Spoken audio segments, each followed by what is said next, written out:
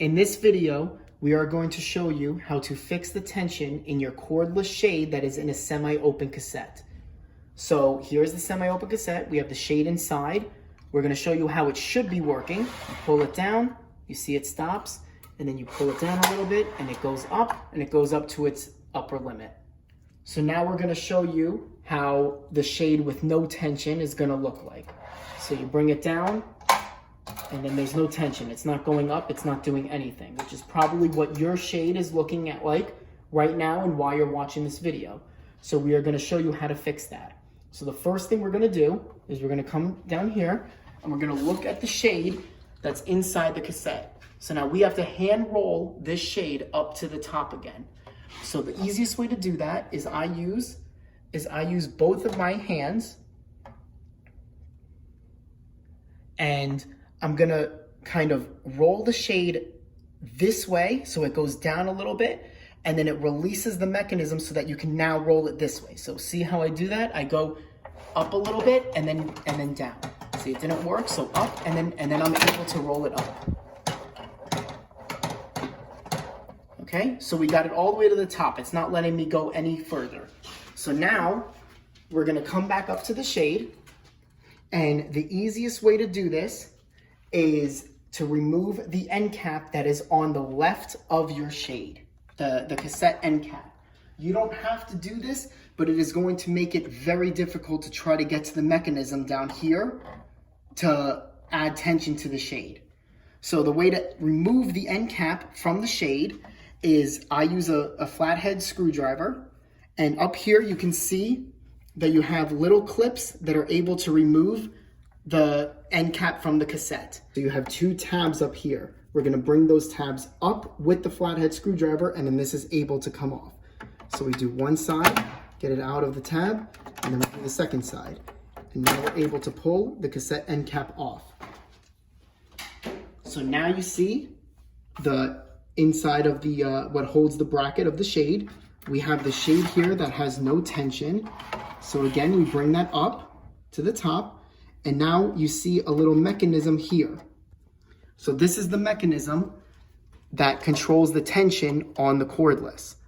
Now to add tension to the cordless mechanism back, this is able to spin either this way or this way or this way. So what we're gonna do is we're gonna spin it so that it's going this way. So we're spinning it this way with our finger.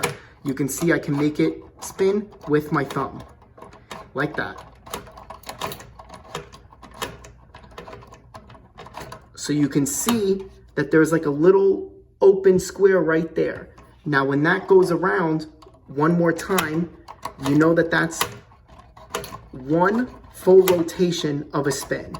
So we're gonna have to do, possibly, depending on the size of your height of your shade, about 10 to 20 rotations of that. It could be less, but it could be more. It all depends on when you finally have tension back in your shade.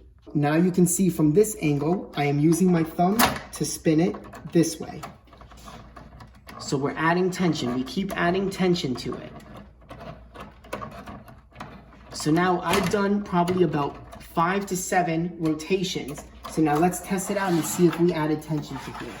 So you can see we did, and it's going up to the top, but if we want it to be a little bit faster, we could always spin it this way a couple more times. Now, if you notice once you are spinning this a couple of times that you still test it and it has no tension at all, that doesn't mean that the mechanism is broken. It is very rare that that cordless mechanism breaks inside of the tube. You would actually probably hear it almost like a small little explosion in the tube.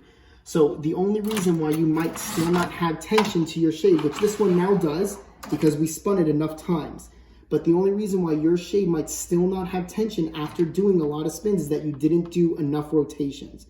It's very important that you do enough to add the tension back to your shade. You will also feel it. It's hard to explain it over the video, but when you are doing it yourself with the shade, you can feel that it gets harder to rotate this mechanism. And that's when tension is really being added to it. So now what we're gonna show is how to put the cassette back on. So you see the cassette end cap has little clips right here So what we do is we match that up with the holes that are on top over here. You have the little pins that go inside.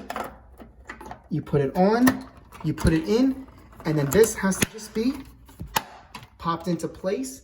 You might have to use your hand or a rubber hammer to kind of just pop it back into place. And that's it. So now we have our cassette cordless shade. We're able to pull it down again, and we're able to let it go back up to